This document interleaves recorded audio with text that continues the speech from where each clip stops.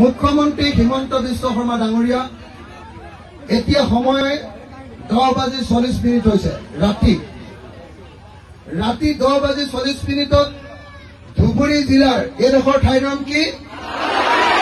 আদাবাৰী ধুবুৰী জিলাৰ আদাবাৰীত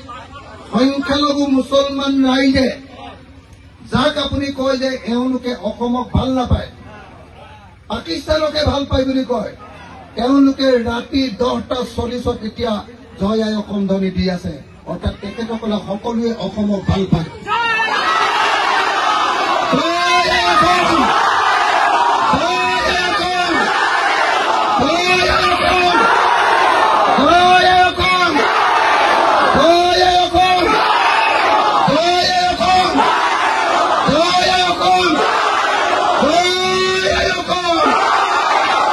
ধন্যবাদ জয় অসম।